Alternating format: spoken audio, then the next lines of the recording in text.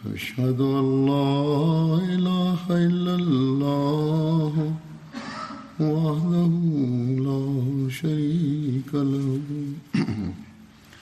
وأشهد أن محمدا عبده ورسوله أما بعد فأعوذ بالله من الشيطان الرجيم بسم الله الرحمن الرحيم الحمد لله رب العالمين الرحمن الرحيم مالك يوم الدين إياك نعبد وإياك نستعين اهدنا الصراط المستقيم صراط الذين أنعمت عليهم غير المغضوب عليهم ولا الضالين. ഇന്ന് ഞാൻ വിവരിക്കാൻ പോകുന്ന സഹാബിയുടെ പേര് ഹസ്രത്ത് അബൂ ത്വൽഹ എന്നാണ്. ഹസ്രത്ത് അബൂ ത്വൽഹ അൻസാരിയുടെ യഥാർത്ഥ പേര് സെയ്ദ് എന്നായിരുന്നു. അദ്ദേഹത്തിന്റെ ബന്ധം അൻസാറുകളുടെ ഗോത്രമായ ഖസ്റജുമായിട്ടായിരുന്നു. അദ്ദേഹം ഈ ഗോത്രത്തിന്റെ തലവനായിരുന്നു. അദ്ദേഹം തന്റെ സ്ഥാനപ്പേര് അബൂ ത്വൽഹ എന്ന പേരിലാണ് കൂടുതൽ പ്രസിദ്ധനായിരുന്നത്.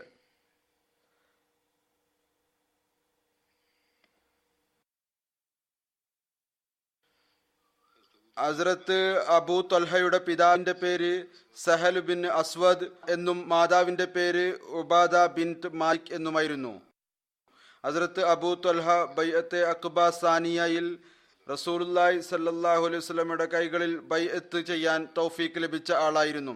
അവിടുന്ന് ബദർ യുദ്ധത്തിലും മറ്റെല്ലാ യുദ്ധങ്ങളിലും റസൂലുള്ളാഹി സ്വല്ലല്ലാഹു അലൈഹി വസല്ലമയ്ക്കൊപ്പം പങ്കെടുത്തു.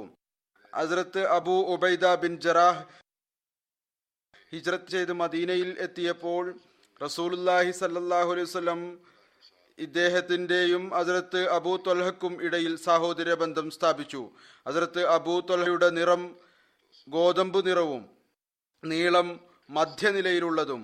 അവിടുന്ന് ഒരിക്കലും തന്നെ തലയോ താടിയോ കറുപ്പിച്ചില്ല.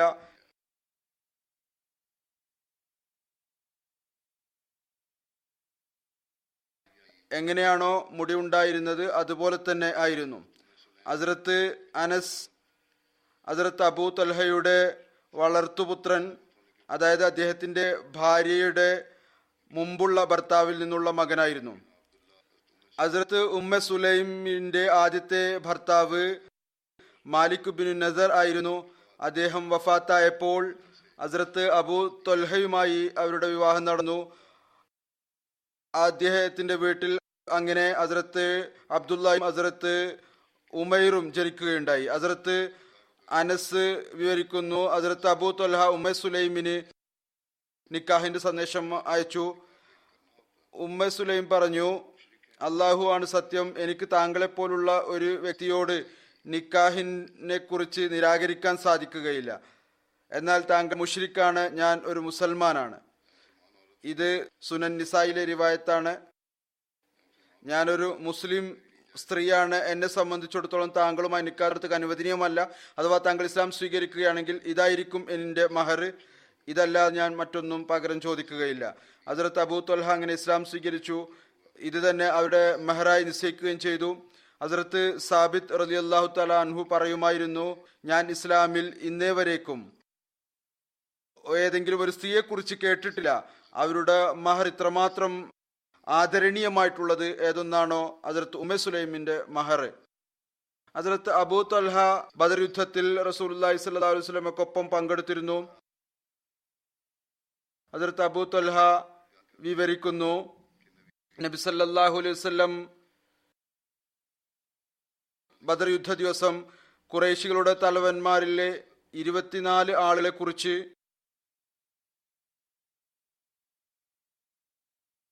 24 ആളുകളെ കുറിച്ച് കൽപ്പന നൽകുകയുണ്ടായി. അവരെ ബദറിലെ ഒരു അശുദ്ധ കിണറിൽ ഇടുകയുണ്ടായി. അവിടുന്ന് ഏതെങ്കിലും ഒരു സമൂഹത്തെ ജയിച്ചടക്കിയാൽ മൈതാനത്തിൽ 3 ദിവസം താമസിക്കുമായിരുന്നു. അവിടുന്ന് ബദറിൽ താമസിക്കുകയും 3-ാമത്തെ ദിവസമാവുകയും ചെയ്തപ്പോൾ അവിടുന്ന് തന്റെ ഒട്ടകത്തിന്റെ മുകളിൽ ഭാണ്ഡം കെട്ടുവാൻ വേണ്ടി കൽപ്പന നൽകുകയുണ്ടായി. അങ്ങനെ ഒട്ടകത്തിൽ ഭാണ്ഡം കെട്ടുകയുണ്ടായി. പിന്നീട് റസൂലുള്ളാഹി സ്വല്ലല്ലാഹു അലൈഹി വസല്ലം പുറപ്പെട്ടു. അങ്ങയുടെ സഹാബാക്കളും അങ്ങയോടൊപ്പം പുറപ്പെട്ടു. എന്നിട്ട് പറഞ്ഞു, ഞങ്ങൾ മനസ്സിലാക്കുന്നു അവിടുന്ന് എന്തോ ഉദ്ദേശത്തോടു കൂടി പുറപ്പെട്ടതായിരുന്നു. അവിടുന്ന് ആ കിണറിന്റെ മതിലിൽ എത്തുകയുണ്ടായി. എവിടെയാണോ 24 ആളുകളുടെ ശവശരീരം ഇട്ടിരുന്നത്, അവിടുന്ന് അവരുടെയും അവരുടെ പിതാക്കന്മാരുടെയും പേരെടുത്ത് വിളിച്ചു. അല്ലയോ ഇന്ന ആളുടെ മകനെ, അല്ലയോ ഇന്ന ആളുടെ മകനെ, നിങ്ങൾക്ക് ഈ കാര്യത്തിൽ സന്തോഷമുണ്ടാകുമോ? അള്ളാഹുവിനെയും റസൂലിനെയും നിങ്ങൾ അനുസരിച്ചിരുന്നുവെങ്കിൽ, കാരണം ഞങ്ങൾ സത്യമായി അത് പ്രാപിച്ചിരിക്കുന്നു. ഏതൊന്നാണോ ഞങ്ങളുടെ നാഥൻ ഞങ്ങളോട് വാഗ്ദാനം ചെയ്തിരിക്കുന്നത്, നിങ്ങളുടെ റബ്ബ് നിങ്ങളോട് വാഗ്ദാനം ചെയ്തത് നിങ്ങൾ സത്യമായി പ്രാപിച്ചുവോ? ഹദ്റത്ത് അബൂ തൽഹ പറയുന്നു, ഹദ്റത്ത് ഉമർ പറഞ്ഞു, യാ റസൂലുള്ള, താങ്കൾ ഈ ശവങ്ങളോട് എന്താണ് സംസാരിക്കുന്നത്? അവരിൽ ജീവനില്ല. അപ്പോൾ റസൂലുള്ളാഹി സ്വല്ലല്ലാഹു അലൈഹി വസല്ലം പറഞ്ഞു, ആരുടെ കൈകളിലാണോ മുഹമ്മദിന്റെ ജീവനുള്ളത്, ആ അസ്തിത്വത്തെ കൊണ്ട് സത്യം, നിങ്ങൾ അവരെക്കാൾ കൂടുതലായി ഒന്നും കേൾക്കുന്നില്ല. ആരോടാണോ ഞാൻ ഈ കാര്യങ്ങൾ സംസാരിച്ചു കൊണ്ടിരിക്കുന്നത്?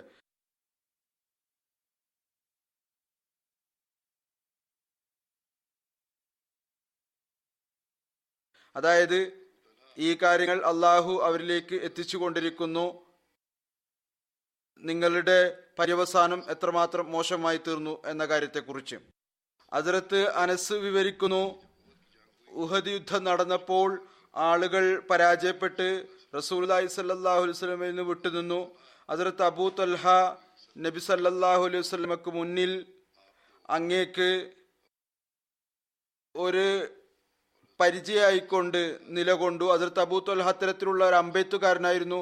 അദ്ദേഹം അതിശക്തമായ നിലയിൽ വില്ല് വലിച്ച് വിടുമായിരുന്നു. അദ്ദേഹം ആ ദിവസം 2 അല്ലെങ്കിൽ 3 വില്ലുകൾ തകർക്കുകയുണ്ടായി. അതായത് ഇത്ര ശക്തമായ നിലയിലാണ് അത് വലിച്ചിരുന്നത്, വില്ല് പൊട്ടിപ്പോകുമായിരുന്നു. എപ്പോഴെങ്കിലും ഒരാൾ ആവനാഴിയുമായി അങ്ങയുടെ മുന്നിലൂടെ കടന്നു പോകുമ്പോൾ റസൂലുള്ളാഹി സ്വല്ലല്ലാഹു അലൈഹി വസല്ലം അയാളോട് പറയുമായിരുന്നു, അബൂ തൽഹക്ക് അത് നൽകുക. അതായത് മറ്റുള്ളവരെ ഉപദേശിക്കുമായിരുന്നു, ഇദ്ദേഹം വലിയ അമ്പെയ്ത്തുകാരനാണ്, അതുകൊണ്ട് നിങ്ങളുടെ അമ്പ് അദ്ദേഹത്തിന് നൽകുക. റസൂലുള്ളാഹി സ്വല്ലല്ലാഹു അലൈഹി വസല്ലം മുന്നിലാണ് അദ്ദേഹം നിന്നിരുന്നത് ആ സമയത്ത്. ഹദ്റത്ത് അനസ് പറയുന്നു, നബി സല്ലല്ലാഹു അലൈഹി വസല്ലം തല ഉയർത്തി ആളുകളെ നോക്കുമായിരുന്നു. അപ്പോൾ ഹദ്റത്ത് അബൂ തൽഹ പറയുമായിരുന്നു, ലി അബി അൻത വ ഉമ്മി യാ റസൂലുള്ളാഹ് ലാ യുസീബുക സർഹം നഹരി ദൂന നഹരിക്. എൻ്റെ മാതാപിതാക്കൾ താങ്കളിൽ തെണ്ടമായിരിക്കട്ടെ യാ റസൂലുള്ളാഹ്, താങ്കൾ തല ഉയർത്തി നോക്കരുത്, ഏതെങ്കിലും അമ്പ് താങ്കൾക്ക് വന്ന് ഏൽക്കുമോ? എൻ്റെ നെഞ്ച് താങ്കളുടെ നെഞ്ചിനു മുമ്പിൽ നിലകൊള്ളുകയാണ്.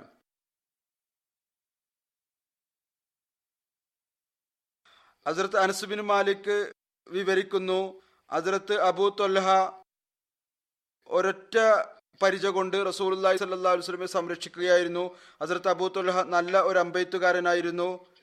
അദ്ദേഹം അമ്പ് എയ്യുമ്പോൾ റസൂലുള്ളാഹി സ്വല്ലല്ലാഹു അലൈഹി വസല്ലം എത്തി നോക്കുകയും അദ്ദേഹത്തിന് അമ്പ് ചെന്ന് തറക്കുന്ന സ്ഥലം നോക്കുകയും ചെയ്യുമായിരുന്നു. ഇത് ബുഖാരിയിലെ നിവേദനമാണ്, മുമ്പ് പറഞ്ഞതും ബുഖാരിയിലെ നിവേദനമാണ്. ഉഹദ് യുദ്ധത്തിൽ ഹസ്രത്ത് അബൂ തൽഹയുടെ ഈ കവിത ചൊല്ലിയതിന്റെ പരാമർശവും കാണാൻ സാധിക്കുന്നതാണ്. വജ്ഹി ലി വജ്ഹിക്കൽ വഖാഅ വ നഫ്സി ലി നഫ്സിക്കൽ ഫിദാഅ. എൻ്റെ മുഖം താങ്കളുടെ മുഖത്തെ സംരക്ഷിക്കുന്നതിന് വേണ്ടിയാണ്, എൻ്റെ ജീവൻ താങ്കളുടെ ജീവന് വേണ്ടി ബലിയർപ്പിക്കപ്പെട്ടിരിക്കുന്നു.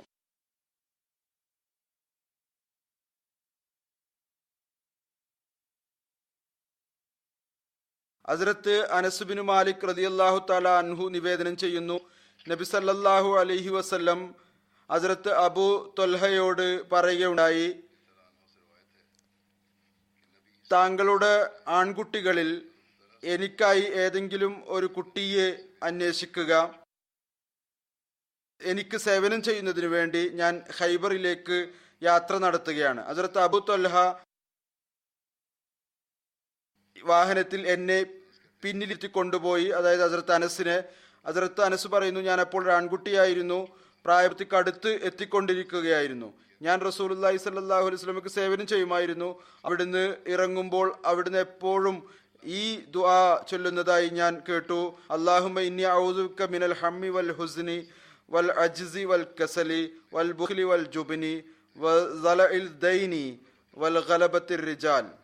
എൻ്റെ അല്ലാഹുവേ, ഞാൻ നിന്നോട് അഭയം ചോദിക്കുന്നു ദുഃഖത്തിൽ നിന്നും, വ്യസനത്തിൽ നിന്നും, അലസതയിൽ നിന്നും, ലുബ്ധിൽ നിന്നും, കടത്തിന്റെ ഭാരത്തിൽ നിന്നും, ആളുകളുടെ കാഠിന്യത്തിൽ നിന്നും. മറ്റൊരു റിവായത്തിൽ ഇപ്രകാരവും വന്നിട്ടുണ്ട്. ഹസ്രത്ത് അനസിന്റെ റിവായത്താണ്. മുമ്പത്തേതും ബുഖാരിയിലെ നിവേദനമാണ്, ഇതും ബുഖാരിയിലെ നിവേദനമാണ്. ഹസ്രത്ത് അനസ് വിവരിക്കുന്നു, റസൂലുള്ളാഹി സ്വല്ലല്ലാഹു അലൈഹി വസല്ലം മദീനയിൽ വന്നു. അങ്ങേക്ക് സേവകരായി ആരും ഉണ്ടായിരുന്നില്ല. ഹസ്രത്ത് അബൂ ത്വൽഹ എന്റെ കൈ പിടിച്ചു എന്നെ കൊണ്ടുപോയി റസൂലുള്ളാഹി സ്വല്ലല്ലാഹു അലൈഹി വസല്ലമയുടെ അടുത്ത് ചെന്നു.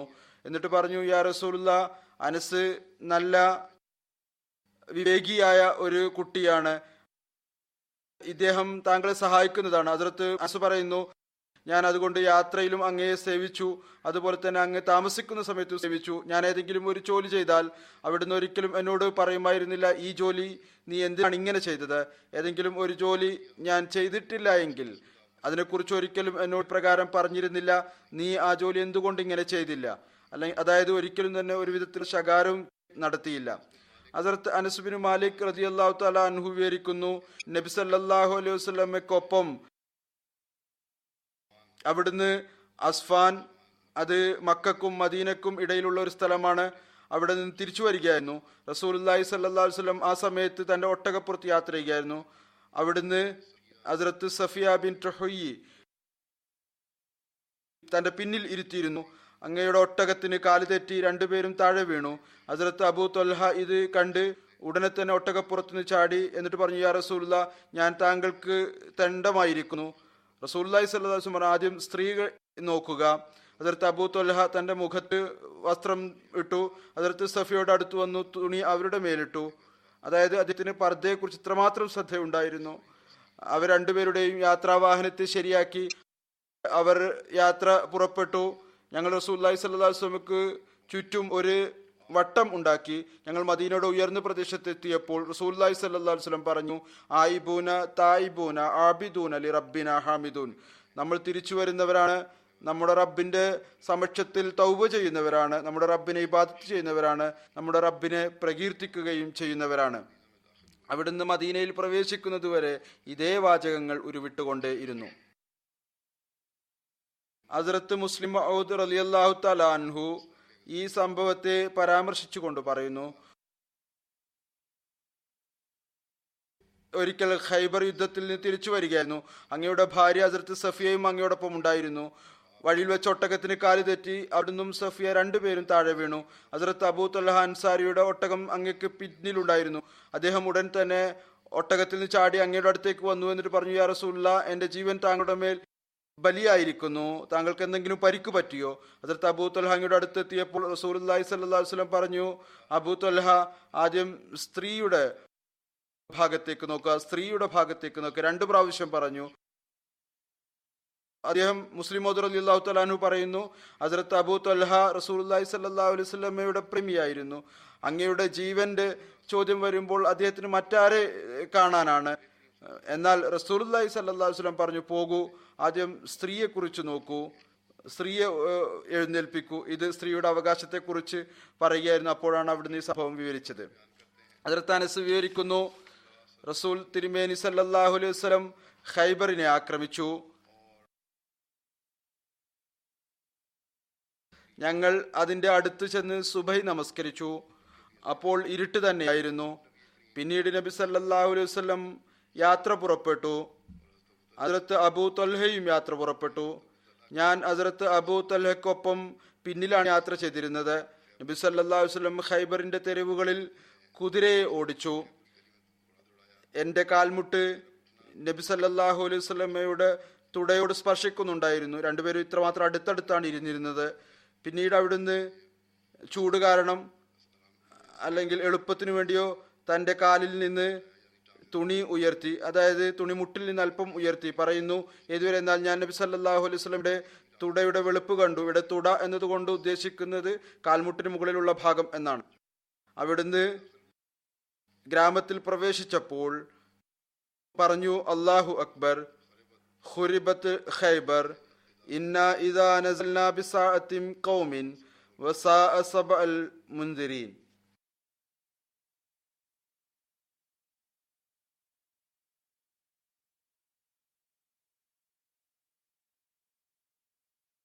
അള്ളാഹുവാണ് ഏറ്റവും വലിയവൻ.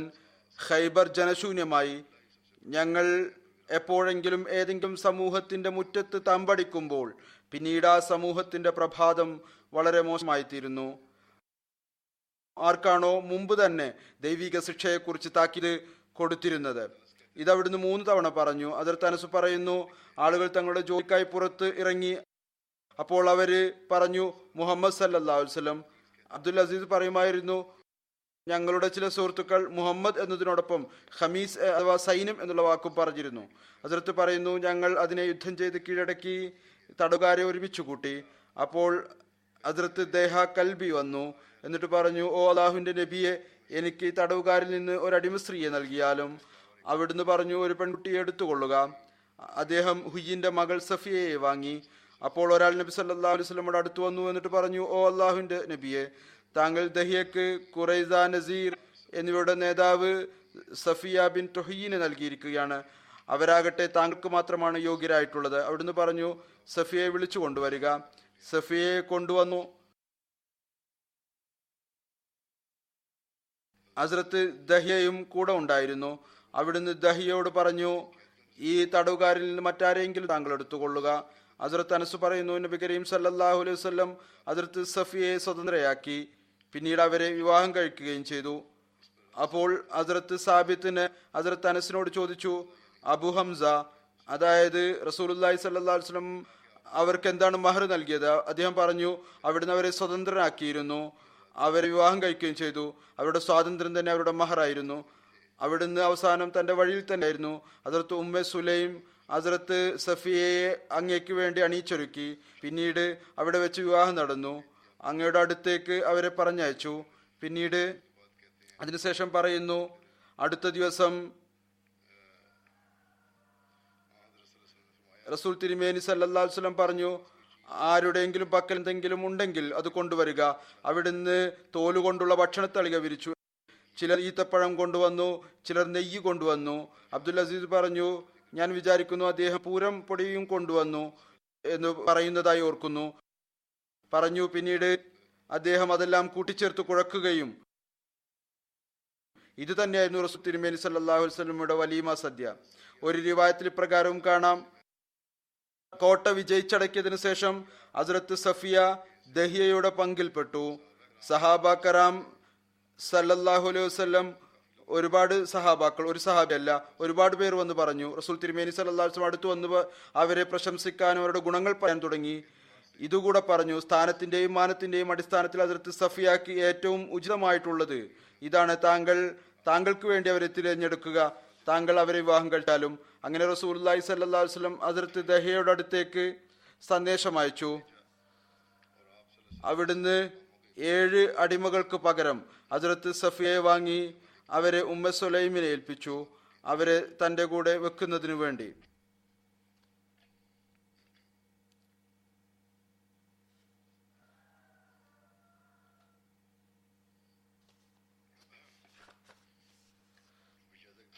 പിന്നീട് ഏതുപോലെ മുമ്പ് പറഞ്ഞു കഴിഞ്ഞുവോ അവിടുന്ന് പിന്നീട് അവരെ വിവാഹം കഴിക്കുകയും ചെയ്തു. ഹദ്റത്ത് അനസ് ബിൻ മാലിക്കിൽ നിന്ന് നിവേദനം, റസൂൽ തിരുമേനി സല്ലല്ലാഹു അലൈഹി വസല്ലം പറഞ്ഞു, ആ ദിവസം, അതായത് ഹുനൈൻ ദിവസം, ഏതൊരാളാണോ ഒരു കാഫിറിനെ വധിക്കുന്നത്, ആ കാഫിറിന്റെ ധനവും സാധനങ്ങളും ആ വ്യക്തിക്ക് ലഭിക്കുന്നതാണ്. ആ ദിവസം ഹദ്റത്ത് അബൂ ത്വൽഹ 20 കാഫിറുകളെ വധിച്ചു. അവരുടെ എല്ലാ സാധനങ്ങളും എടുത്തു. ഹദ്റത്ത് അബൂ ത്വൽഹ ഹദ്റത്ത് ഉമ്മു സുലൈമിനെ കണ്ടു. അവരുടെ കയ്യിൽ ഒരു കഠാര ഉണ്ടായിരുന്നു. അദ്ദേഹം ചോദിച്ചു, ഉമ്മ സുലൈം, ഇതെന്താണ്? അവർ പറഞ്ഞു, അള്ളാഹുവാണ് സത്യം, എന്റെ ഉദ്ദേശം ഇതാണ്, അഥവാ ഏതെങ്കിലും ഒരു കാഫിർ എന്റെ അടുത്ത് വന്നാൽ ഞാൻ അയാളുടെ വയറ് ഈ കഠാര കൊണ്ട് കീറുന്നതായിരിക്കും. ഹദ്റത്ത് അബൂ ത്വൽഹ ഈ കാര്യം റസൂലുള്ളാഹി സ്വല്ലല്ലാഹു അലൈഹി വസല്ലമയോട് പറഞ്ഞു. സുനൻ അബൂ ദാവൂദ് നിവേദനമാണിത്. ഹദ്റത്ത് അനസ് റിവായത്ത് ചെയ്യുന്നു, റസൂൽ തിരുമേനി സല്ലല്ലാഹു അലൈഹി വസല്ലം പറഞ്ഞു, സൈന്യത്തിൽ ഒറ്റക്ക് അബൂ തൽഹയുടെ ശബ്ദം ഒരു സംഘത്തിനുമേൽ ഭാരിച്ചതാണ്. മറ്റൊരു നിവേദനത്തിൽ പ്രകാരം കാണാം, ഒരു സംഘത്തിന് പകരം മിഅത്തു റജുലിൻ, അതായത് 100 ആളുകൾ എന്നും അൽഫ റജുലിൻ 1000 ആളുകൾ എന്നും ഉള്ള പരാമർശവും കാണാൻ സാധിക്കുന്നതാണ്. അദ്ദേഹത്തിന്റെ ശബ്ദം വളരെ ഉയർന്നതായിരുന്നു. ഹദ്റത്ത് അബൂ തൽഹ 34 ഹിജ്രിയിൽ മദീനയിൽ വെച്ച് വഫാത്തായി. ഹദ്റത്ത് ഉസ്മാൻ അങ്ങയുടെ ജനാസ നമസ്കരിപ്പിച്ചു. അപ്പോൾ അദ്ദേഹത്തിന്റെ പ്രായം 70 വയസ്സായിരുന്നു. എന്നാൽ ബസ്രക്കാരുടെ അഭിപ്രായത്തിൽ അങ്ങയുടെ മരണം ഒരു സമുദ്രയാത്രയിലാണ് നടന്നത്. ഒരു ദ്വീപിൽ അദ്ദേഹത്തെ കബറടക്കുകയും ചെയ്തു. ഹദ്റത്ത് അനസ് നിവേദനം ചെയ്യുന്നു, ഹദ്റത്ത് അബൂ തൽഹ നബി സല്ലല്ലാഹു അലൈഹി വസല്ലമയുടെ കാലഘട്ടത്തിൽ ജിഹാദ് കാരണം നഫലിയായ നോമ്പെടുക്കാറുണ്ടായിരുന്നില്ല, അത് ശക്തി കുറയാതിരിക്കുന്നതിനു വേണ്ടി. എന്നാൽ ഹദ്റത്ത് അനസ് കൂടുതലായി പറയുന്നു, എന്നാൽ നബി സല്ലല്ലാഹു അലൈഹി വസല്ലം വഫാത്തായപ്പോൾ ഞാൻ ഈദുൽ ഫിത്റും ഈദുൽ അസ്ഹയും കൂടാതെ മറ്റൊരു ദിവസവും തന്നെ അദ്ദേഹത്തെ നോമ്പില്ലാത്തതായി കണ്ടിട്ടില്ല. അതിനുശേഷം അദ്ദേഹം സ്ഥിരമായി നോമ്പെടുക്കാൻ തുടങ്ങിയിരുന്നു. ഹസ്രത്ത് അബൂ തൽഹയുടെ അതിസൽക്കാരത്തിന്റെ ഒരു സംഭവം ഇപ്രകാരം ലഭിക്കുന്നു. ഹസ്രത്ത് അബൂ ഹുറൈറയിൽ നിന്ന് നിവേദനം, ഒരാൾ നബി സല്ലല്ലാഹു അലൈഹി വസല്ലമയുടെ അടുത്ത് വന്നു. അവിടുന്ന് തന്റെ ഭാര്യമാരുടെ അടുത്തേക്ക് ഒരാളെ പറഞ്ഞയച്ചു. അവർ മറുപടി നൽകി, ഞങ്ങളുടെ പക്കൽ വെള്ളമല്ലാതെ മറ്റൊന്നും തന്നെയില്ല. റസൂൽ തിരുമേനി സല്ലല്ലാഹു അലൈഹി വസല്ലം പറഞ്ഞു, ഈ അതിഥിയെ ആരാണ് തന്റെ കൂടെ കൊണ്ടുപോവുക?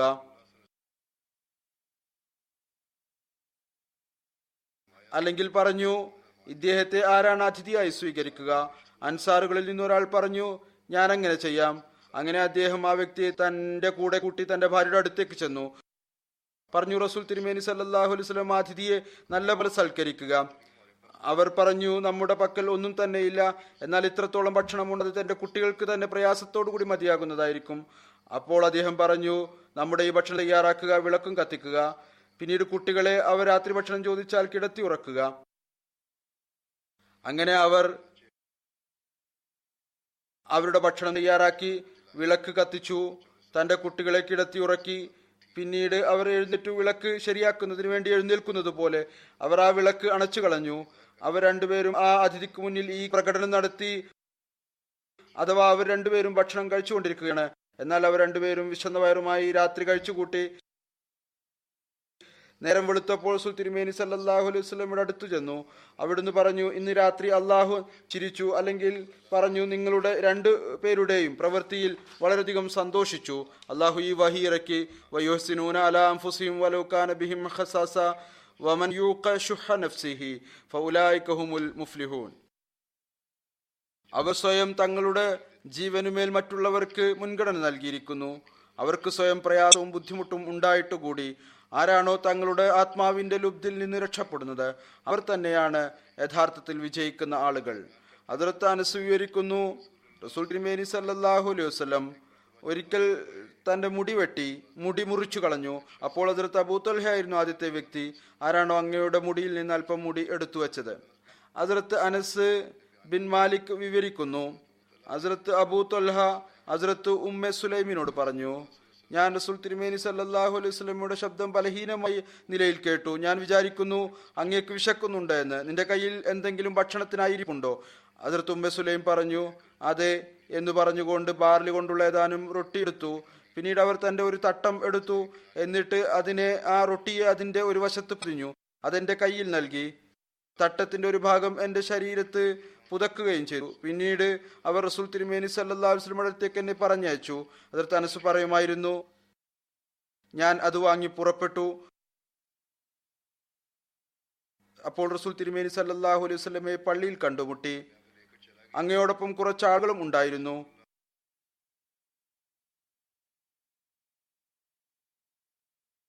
ഞാൻ അടുത്തുപോയി നിന്നു. അപ്പോൾ റസൂൽ തിരുമേനി സല്ലല്ലാഹു അലൈഹി വസല്ലം ചോദിച്ചു, അബൂ ത്വൽഹ ആണോ നിന്നെ പറഞ്ഞയച്ചത്? ഞാൻ പറഞ്ഞു, അതെ. അവിടുന്ന് ചോദിച്ചു, ഭക്ഷണം തന്നാണോ പറഞ്ഞയച്ചത്? ഞാൻ പറഞ്ഞു, അതെ. റസൂൽ തിരുമേനി സല്ലല്ലാഹു അലൈഹി വസല്ലം അവരോട് പറഞ്ഞു, വരൂ, എഴുന്നേൽക്കൂ. ആരാണ് അങ്ങയുടെ കൂടെ ഉണ്ടായിരുന്നത്? അവരോട് പറഞ്ഞു. ആ ഭക്ഷണം വാങ്ങിക്കുന്നതിന് പകരം അവിടുന്ന് അവരെയും കൂടെ കൂട്ടി ഭക്ഷണവും വാങ്ങി അവിടുന്ന് പുറപ്പെട്ടു. ഞാൻ അങ്ങയുടെ മുമ്പിൽ നടക്കാൻ തുടങ്ങി. അങ്ങനെ ഹസ്രത്ത് അബൂ ത്വൽഹയുടെ അടുത്തേക്ക് എത്തിച്ചേർന്നു. അദ്ദേഹത്തോട് പറഞ്ഞു, റസൂൽ തിരുമേനി സല്ലല്ലാഹു അലൈഹി വസല്ലം ഇങ്ങോട്ട് വരികയാണ്. ഹസ്രത്ത് അബൂ ത്വൽഹ പറഞ്ഞു, ഉമ്മെ സുലൈം, റസൂൽ തിരുമേനി സല്ലല്ലാഹു അലൈഹി വസല്ലം ആളുകളെ കൂട്ടിക്കൊണ്ടുവന്നിരിക്കുന്നു. നമ്മുടെ പക്കൽ അവർക്ക് നൽകാനുള്ള ഭക്ഷണമില്ല. ഏതാനും റൊട്ടിയാണ് ഉണ്ടായിരുന്നത്. അത് കൊടുത്തയക്കുകയും ചെയ്തു. അത് തന്നെ തിരിച്ചു വരികയാണ്. അവർ പറഞ്ഞു, അള്ളാഹുവിനും റസൂലിനും കാര്യങ്ങൾ നല്ലപോലെ അറിയാം. ഹസ്രത്ത് അബൂ ത്വൽഹ ചെന്നു റസൂൽ തിരുമേനി സല്ലല്ലാഹു അലൈഹി വസല്ലമയെ കണ്ടു. പിന്നീട് അദ്ദേഹം വേഗം വീട്ടിൽ നിന്ന് പോയി. ഹസ്രത്ത് അനസ് വീട്ടിൽ എത്തിയിരുന്നു. റസൂൽ തിരുമേനി സല്ലല്ലാഹു അലൈഹി വസല്ലം വന്നു. ഹസ്രത്ത് അബൂ ത്വൽഹ അങ്ങയോടൊപ്പം ഉണ്ടായിരുന്നു. റസൂൽ തിരുമേനി സല്ലല്ലാഹു അലൈഹി വസല്ലം പറഞ്ഞു, ഉമ്മേ സുലൈം, നിങ്ങളുടെ പക്കലുള്ളത് കൊണ്ടുവരിക. അവിടെ ഒരു റൊട്ടി കൊണ്ടുവന്നു. റസൂൽ തിരുമേനി സല്ലല്ലാഹു അലൈഹി വസല്ലം അതിനെക്കുറിച്ച് പറഞ്ഞു, അത് മുറിച്ചിടുക. അങ്ങനെ അത് മുറിച്ചിട്ടു. ഉമ്മ സുലൈം നെയ്യിന്റെ ഒരു പാത്രം ഒഴിച്ചു. അതിനെ കറി എന്ന നിലയിൽ സമർപ്പിച്ചു. പിന്നീട് റസൂൽ തിരുമേനി സല്ലല്ലാഹു അലൈഹി വസല്ലം ആ റൊട്ടിക്കുമേൽ ദുആ ചെയ്തു. ഏതൊരു ദുആയാണോ അള്ളാഹു ഉദ്ദേശിച്ചത് ചെയ്യുകയുണ്ടായി. പിന്നീട് അവിടുന്ന് പറഞ്ഞു, 10 ആളുകളെ അകത്ത് വരാൻ അനുവദിക്കുക. അവർക്ക് അനുവാദം നൽകി. ആളുകൾ അത്രത്തോളം ഭക്ഷണം കഴിച്ചു, അവരുടെ വയറുകൾ നിറഞ്ഞു. പിന്നീട് അവർ പുറത്തേക്ക് പോയി. അവിടുന്ന് പറഞ്ഞു, കൂടുതൽ 10 പേർക്ക് അനുവാദം നൽകുക. അവർക്ക് അനുവാദം നൽകപ്പെട്ടു. ആളുകൾ വയറ് നിറയുന്നത് വരെ ഭക്ഷണം കഴിച്ചു, എന്നിട്ട് പുറത്തേക്ക് പോയി. പിന്നീട് അവിടുന്ന് പറഞ്ഞു, കൂടുതൽ 10 പേരെ അകത്തേക്ക് വിടുക. അവർക്ക് അനുവാദം നൽകി. അവർ ഇത്രത്തോളം ഭക്ഷണം കഴിച്ചു ഇതുവരെ, എന്നാൽ അവരുടെ വയറ് നിറഞ്ഞു.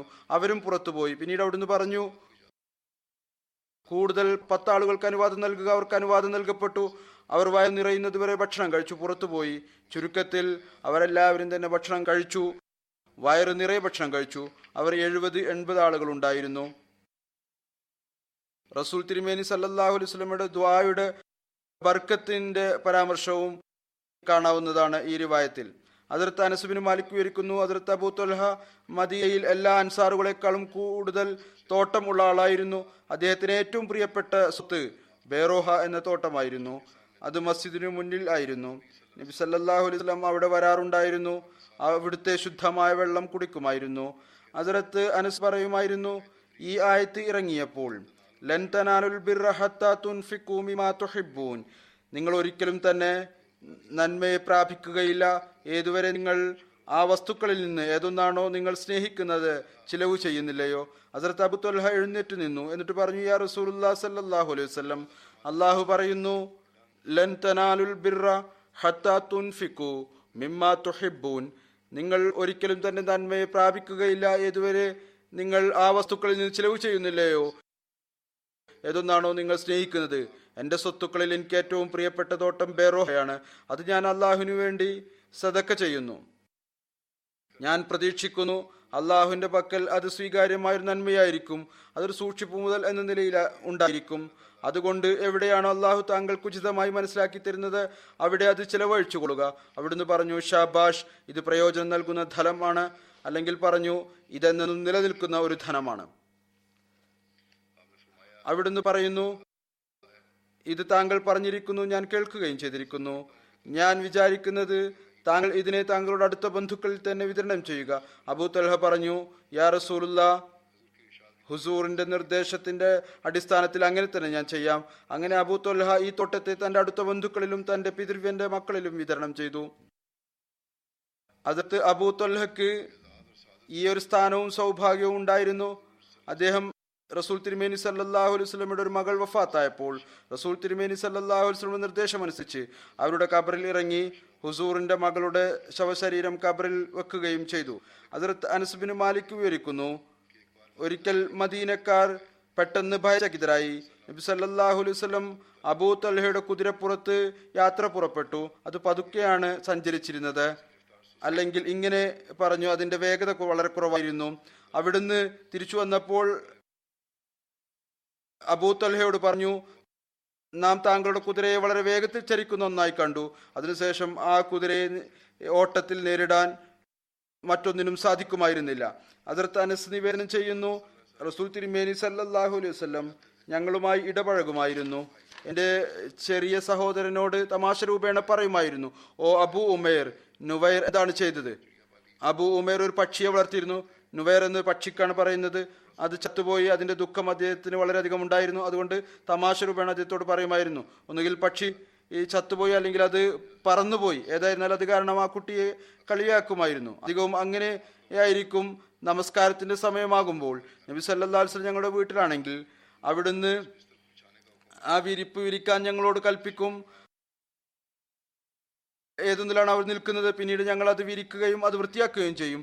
പിന്നീട് നമസ്കാരത്തിനായി എഴുന്നേറ്റ് നിൽക്കും. ഞങ്ങൾ അങ്ങയുടെ പിന്നിൽ നിന്നുകൊണ്ട് നമസ്കാരം അനുഷ്ഠിക്കുകയും ചെയ്യും.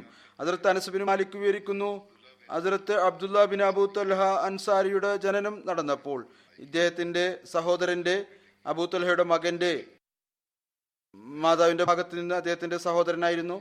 ഞാൻ ആ കുട്ടിയെയും കൊണ്ട് റസൂൽ തിരുമേനി സല്ലല്ലാഹു അലൈഹി വസല്ലം സമക്ഷം ഹാജരായി. റസൂൽ തിരുമേനി സല്ലല്ലാഹു അലൈഹി വസല്ലം തന്റെ പുതപ്പ് പുതച്ചിരുന്നു. തന്റെ ഒട്ടകത്തെ കെട്ടുകയായിരുന്നു. അവിടുന്ന് ചോദിച്ചു, താങ്കളുടെ പക്കൽ ഈത്തപ്പഴമുണ്ടോ? ഞാൻ പറഞ്ഞു, അത്. ഞാൻ ഏതാനും ഈത്തപ്പഴം അങ്ങയുടെ സമക്ഷം നൽകി. അവിടുന്ന് അത് വായിലിട്ടുകൊണ്ട് അത് നല്ലപോലെ ചവച്ചരച്ചു. എന്നിട്ട് കുട്ടിയുടെ വായിൽ ഇട്ടുകൊടുത്തു. വായ തുറക്കുകയും കുട്ടിയുടെ വായിൽ ഇടുകയും ചെയ്തു. അപ്പോൾ കുട്ടി അത് കുടിക്കാൻ തുടങ്ങി. അപ്പോൾ റസൂലുള്ളാഹി സ്വല്ലല്ലാഹു അലൈഹി വസല്ലം പറഞ്ഞു, അൻസാറുകൾക്ക് ഈത്തപ്പഴത്തോടുള്ള സ്നേഹം, അതായത് കുട്ടിക്ക് അത് ഇഷ്ടപ്പെടുകയും ചെയ്തു. അവിടുന്ന് ആ കുട്ടിയുടെ പേര് അബ്ദുല്ല എന്ന് വെക്കുകയുണ്ടായി. ഹദ്റത്ത് അനസ് ബിൻ മാലിക് നിവേദനം ചെയ്യുന്നു, ഹദ്റത്ത് അബൂ തൽഹയുടെ ഒരു കുട്ടി രോഗിയായിരുന്നു. ഹദ്റത്ത് അബൂ തൽഹ പുറത്തുപോയി. അപ്പോൾ കുട്ടി വഫാത്തായി. ഹദ്റത്ത് അബൂ തൽഹ തിരിച്ചു വന്നപ്പോൾ അദ്ദേഹം ഭാര്യയോട് ചോദിച്ചു, കുട്ടിയുടെ അവസ്ഥ എന്താണ്? ഹദ്റത്ത് മുസ്ലിം പറഞ്ഞു, മുമ്പത്തേക്കാൾ കൂടുതൽ സമാധാനത്തിലാണ്. പിന്നീട് അവർക്ക് അദ്ദേഹത്തിന് രാത്രി ഭക്ഷണം നൽകി. അദ്ദേഹം ഭക്ഷണം കഴിച്ചു, രാത്രി കഴിച്ചുകൂട്ടി. പിന്നീട് പറഞ്ഞു, കുട്ടി വഫാത്തായിരിക്കുന്നു, അതിനെ കൊണ്ടുപോയി ഖബറടക്കുക. അങ്ങനെ രാവിലെ ഹദ്റത്ത് അബൂ തൽഹ ഈ കാര്യം റസൂൽ തിരുമേനി സല്ലല്ലാഹു അലൈഹി വസല്ലമയുടെ സമക്ഷം പോയി പറഞ്ഞു. റസൂൽ തിരുമേനി സല്ലല്ലാഹു അലൈഹി വസല്ലം അദ്ദേഹത്തിന് വേണ്ടി ദുആ ചെയ്തു, മക്കൾക്ക് വേണ്ടി. അതിനുശേഷം അദ്ദേഹത്തിന്റെ വീട്ടിൽ ആൺകുട്ടി ജനിച്ചു. ഹദ്റത്ത് മുസ്ലിം മൗദ് റളിയല്ലാഹു തആല അൻഹു ഈ സംഭവത്തെ ഇപ്രകാരം വിവരിച്ചിട്ടുണ്ട്: വിശ്വാസിയെ സംബന്ധിച്ചിടത്തോളം ജീവത്യാഗം ചെയ്യുക എന്നത് യഥാർത്ഥത്തിൽ വലിയ പ്രധാനപ്പെട്ട കാര്യമൊന്നുമല്ല. പിന്നീട് അവിടുന്ന് പറയുന്നു, ഗാലിബിനെ കുറിച്ച് ആളുകൾ പറയുന്നു അദ്ദേഹം മദ്യപിക്കാറുണ്ടായിരുന്നു, അല്ലെങ്കിൽ അദ്ദേഹം മദ്യപിക്കാറില്ലായിരുന്നു. എന്നാൽ അവിടുന്ന് പറയുന്നു, അദ്ദേഹം എൻ്റെ ഒരു ബന്ധുവായിരുന്നു. ഞാൻ എൻ്റെ മാതാമഹിമാരിൽ നിന്നും അമ്മായിമാരിൽ നിന്നും കേട്ടിട്ടുണ്ട് അദ്ദേഹം മദ്യപിക്കാറുണ്ടായിരുന്നു. അപ്പോൾ മദ്യപാന ശീലമുള്ള ഒരു വ്യക്തി അദ്ദേഹം പോലും പറയുന്നു, ജാൻ ദി ഹുയി ഉസി കി ഥി ഹക് തോ യേ ഹേ കി ഹക് അദാ ന ഹുവാ. അഥവാ നാം അള്ളാഹുവിന്റെ മാർഗത്തിൽ ജീവൻ നൽകുകയാണെങ്കിൽ അതുകൊണ്ട് എന്താണ്? ഈ ജീവനും അവൻ തന്നെ നൽകിയതാണല്ലോ. അതുകൊണ്ട് അള്ളാഹുവിന്റെ കൽപ്പന അനുസരിച്ച് അഥവാ ഒരാൾ ജീവൻ തന്നെ നൽകിയാലും ശരി, അത് വലിയ ഒരു ത്യാഗമല്ല അയാൾ ചെയ്യുന്നത്. കാരണം ആ ജീവൻ പോലും അവന്റെ തന്നെ സാധനമാണ്. ആരുടെയെങ്കിലും ഒരു അമാനത്ത് തിരിച്ചു നൽകുക എന്നുള്ളത് വലിയൊരു ത്യാഗമല്ല. അവിടുന്ന് പറയുന്നു, ഹദീസിൽ ഒരു സഹാബിയയുടെ കഥ വരുന്നുണ്ട്.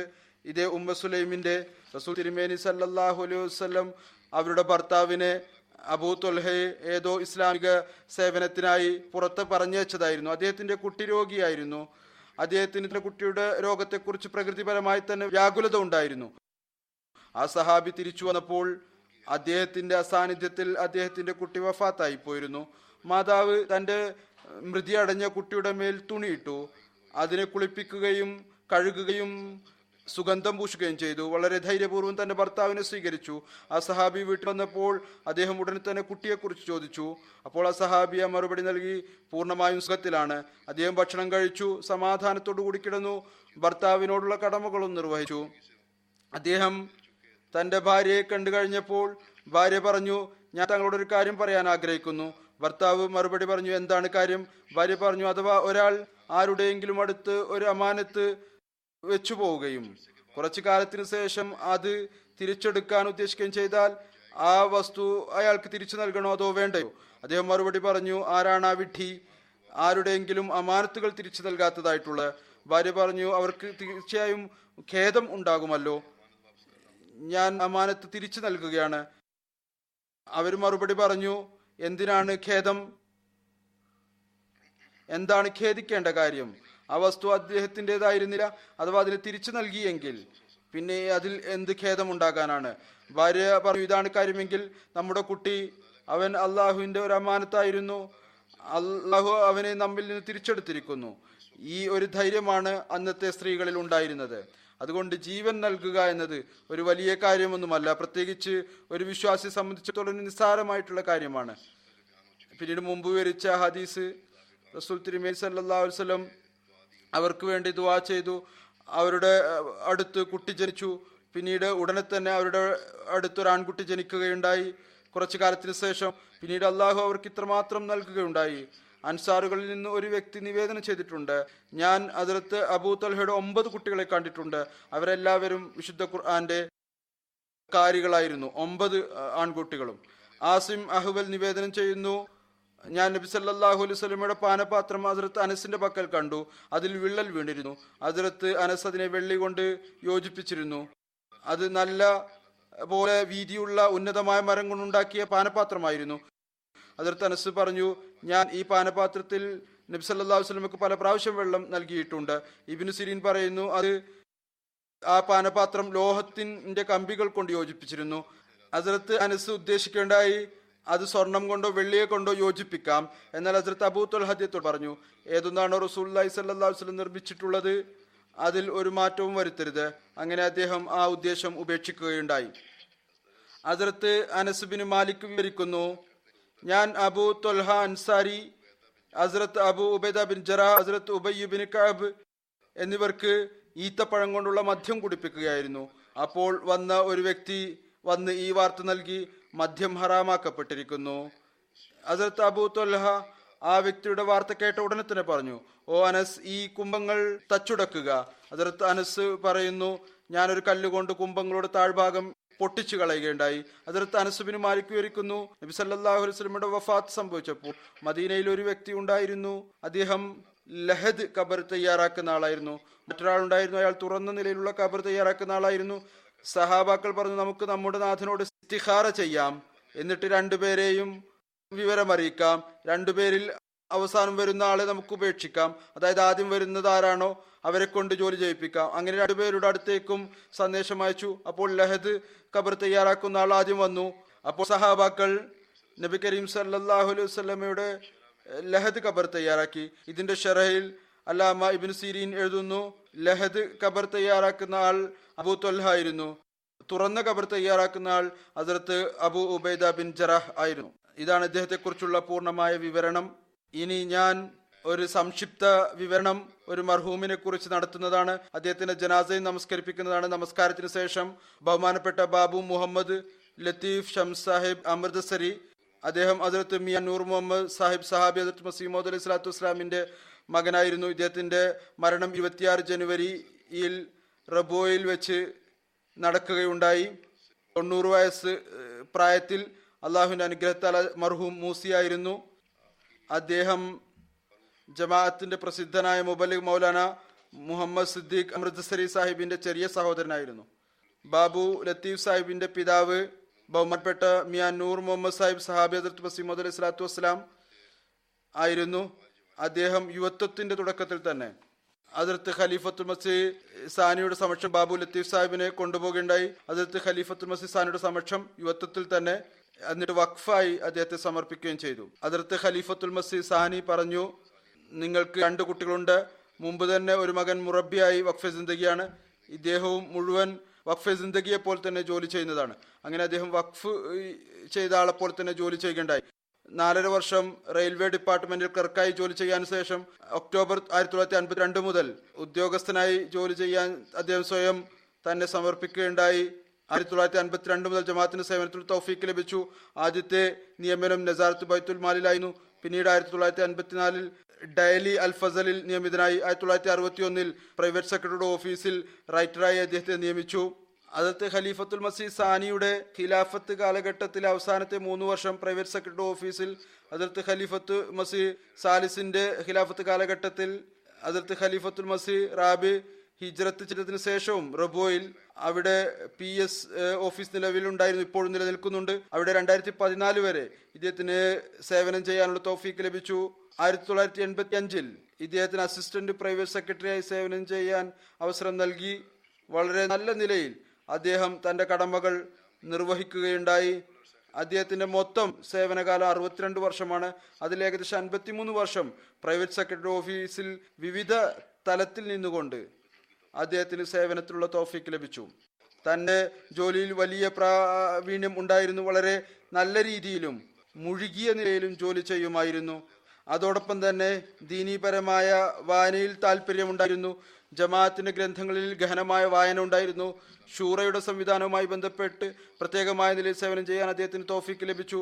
ഖിലാഫത്തെ സാലിസയുടെ കാലഘട്ടത്തിലും അതിനുശേഷവും പ്രൈവറ്റ് സെക്രട്ടറി മേലുള്ള വിവിധ ജോലികൾ പൂർത്തിയാക്കുന്നതുമായി ബന്ധപ്പെട്ടുകൊണ്ട് സാധനങ്ങൾ വാങ്ങുന്നതുമായി ബന്ധപ്പെട്ടും വളരെ സൂക്ഷ്മമായ നിലയിൽ വളരെ അധ്വാനത്തോടു കൂടി ജമാഅത്തിൻ്റെ ധനം പ്രത്യേകമായി സംരക്ഷിച്ചുകൊണ്ട് അദ്ദേഹം സാധനങ്ങൾ വാങ്ങിക്കുമായിരുന്നു. പാകിസ്ഥാൻ രൂപീകരണത്തിന് ശേഷം ഇദ്ദേഹത്തിന് മർക്കസ് കാദിയാന്റെ സംരക്ഷണത്തിനുള്ള തൗഫീക്ക് ലഭിച്ചു. അവിടെ അദ്ദേഹം കുറച്ചു കാലം താമസിച്ചു. അദ്ദേഹത്തിന് 5 പെൺകുട്ടികളും 1 ആൺകുട്ടിയുമാണ് ഉണ്ടായിരുന്നത്. ഇദ്ദേഹത്തിന്റെ വഫാത്തിന് ഏതാനും ദിവസം മുമ്പ് അദ്ദേഹത്തിന് ഒരു മകളും വഫാത്താകുകയുണ്ടായി. അവർ സരീഫ് അഹമ്മദ് കമർ സാഹിബിന്റെ ആണ് ഇവിടെയുള്ള. ഇദ്ദേഹത്തിന്റെ ഒരു മകൻ മുറബിയാണ്. അദ്ദേഹത്തിന്റെ 3 പെൺകുട്ടികളും ഇവിടെ ലണ്ടനിൽ തന്നെയാണ്. മകനും അത്തീഖ് അഹമ്മദ് ഇവിടെ ജോലി ചെയ്തുകൊണ്ടിരിക്കുകയാണ്. ഓഫീസ് പ്രൈവറ്റ് സെക്രട്ടറിയുടെ ഉദ്യോഗസ്ഥനാണ് മുബാറക് അഹമ്മദ് സാഹിബ് പറയുന്നു, 32 വർഷം ഞാൻ ഇദ്ദേഹത്തോടൊപ്പം ജോലി ചെയ്തു. നീണ്ടകാലം മജ്ലിസെ മുഷാവറത്തിന്റെ സംവിധാനവുമായി ബന്ധപ്പെട്ട് ഒരുപാട് ഓഫീസ് ജോലികൾ അദ്ദേഹം ഒറ്റക്ക് നിർവഹിച്ചു കൊണ്ടിരുന്നു. ഇദ്ദേഹം പറയുമായിരുന്നു, അദ്ദേഹം ഇപ്രകാരം ഉപദേശിക്കുമായിരുന്നു, എപ്പോഴെങ്കിലും ഭൗതികമായ ബുദ്ധിമുട്ടോ പ്രയാസം വരുമ്പോൾ ദുആ ചെയ്യുന്നതോടൊപ്പം തൻ്റെ ഓഫീസ് ജോലികളിൽ കൂടുതൽ മുഴുകുക. അള്ളാഹു പ്രയാസങ്ങൾ ദൂരീകരിച്ച് നൽകും. ഉദ്യോഗസ്ഥന്മാരിൽ നിന്ന് തെറ്റുകൾ സംഭവിക്കും. അവരോട് വളരെ സ്നേഹത്തോടു കൂടി കാര്യങ്ങൾ പറഞ്ഞ് ധരിപ്പിക്കുമായിരുന്നു. അതുപോലെ തന്നെ മറ്റ് ഉദ്യോഗസ്ഥന്മാരും ഇത് തന്നെ എഴുതിയിരിക്കുന്നു. വളരെ അധ്വാനത്തോടു കൂടി ജോലി ചെയ്യുന്ന ആളായിരുന്നു. ഉദ്യോഗസ്ഥർക്ക് മാർഗദർശനം നൽകുമായിരുന്നു. അഞ്ചുമന്റെ നിയമങ്ങളിൽ വലിയ അവഗാഹം ഉണ്ടായിരുന്നു. അദ്ദേഹത്തിന്റെ എഴുത്ത് വളരെ നല്ല ഉന്നതമായിരുന്നു. അദ്ദേഹത്തിന്റെ എഴുത്തും വളരെ ഉന്നത നിലവാരത്തിലുള്ളതായിരുന്നു. വാക്കുകളുടെ തിരഞ്ഞെടുപ്പും വളരെ നല്ല നിലയിൽ നടത്തുമായിരുന്നു. എപ്പോഴെങ്കിലും ഒരു പുതിയ പേന വാങ്ങിയാൽ ആദ്യം അതുകൊണ്ട് ബിസ്മില്ല എഴുതുമായിരുന്നു. പിന്നീട് ജോലി ആരംഭിക്കുമായിരുന്നു. ഓഫീസിൽ സമയത്ത് വരുന്നതിൽ വളരെ കൃത്യനിഷ്ഠയുള്ള ആളായിരുന്നു. എന്നാൽ ഓഫീസിൽ നിന്നുള്ള മടക്കം സമയം തീരുമ്പോൾ തിരിച്ചു പോവുക എന്നുള്ളതായിരുന്നില്ല. മറിച്ച് ജോലി തീരുന്നത് വരെ അവിടെ ഇരിക്കുമായിരുന്നു. ചിലപ്പോൾ മുഴുവൻ രാത്രിയും അവിടെ ഇരിക്കുമായിരുന്നു. അടുത്ത ദിവസമാണ് രാവിലെയാണ് വീട്ടിലേക്ക് പോയിരുന്നത്. ഇതാണ് ഞാനും അവിടെ കണ്ടിട്ടുള്ള വിവിധ സമയങ്ങളിൽ. ഞാൻ അവിടെ റബോയിൽ ഉണ്ടായിരുന്നപ്പോൾ വളരെ അധ്വാനത്തോടു കൂടി ഓഫീസിൽ വരുമായിരുന്നു. മഗ്രിബിന്റെ സമയത്തും ഓഫീസിൽ നിന്ന് വരുന്നു. നമസ്കരിക്കാനായി ഇഷാക്കും അവിടെ നിന്ന് വരുന്നു. ചില സമയത്ത് ഫജറിന്റെ സമയത്തും അവിടെ നിന്ന് വരുന്നു. വളരെ അധ്വാനത്തോട് ജോലി ചെയ്യുന്ന ആളായിരുന്നു. ഒരിക്കലും തന്നെ ഈ കാര്യം വിലോചിച്ചില്ല. വീട്ടിൽ പോകണം, സമയം കഴിഞ്ഞു. യഥാർത്ഥത്തിൽ ജമാഅത്തിന്റെ ജോലി ചെയ്യണം എന്നുള്ളതായിരുന്നു അദ്ദേഹത്തിന്റെ മറ്റൊരു പ്രത്യേകത. ഇതുകൂടിയായിരുന്നു, ഒരിക്കലും മറ്റുള്ളവരോട് ഒരു കാര്യം ഡിസ്കസ് ചെയ്യുമായിരുന്നില്ല. കത്തുകളിൽ ഏതെന്നാണോ രഹസ്യമായിട്ടുണ്ടായിരുന്നത് അത് രഹസ്യമായി തന്നെ വെക്കുമായിരുന്നു.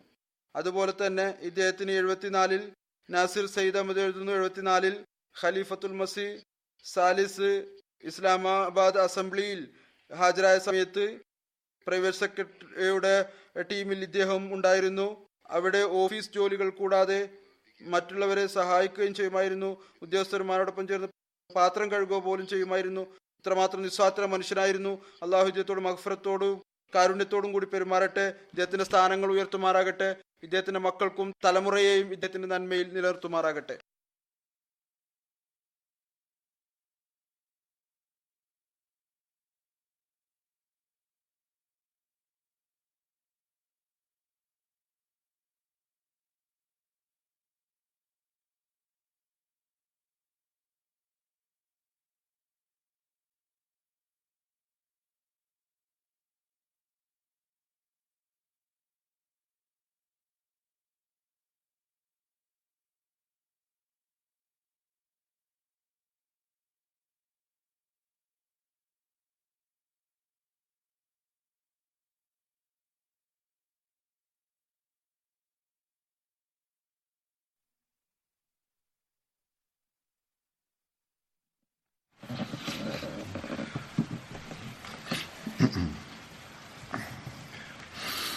الحمد لله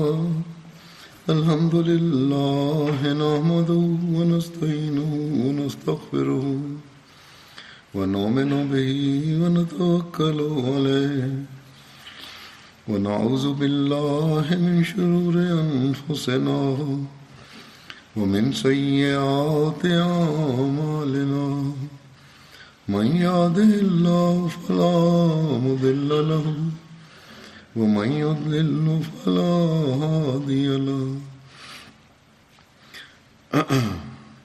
ونشهد أن لا إله إلا الله ونشهد أن محمدا عبده ورسوله عباد الله رحمكم الله إن الله يأمر بالعدل والإحسان وإيتاء ذي القربى وينهى عن الفحشاء والمنكر والبغي يعظكم لعلكم تذكرون اذكروا الله يذكركم وادعوه يستجب لكم ولذكر الله أكبر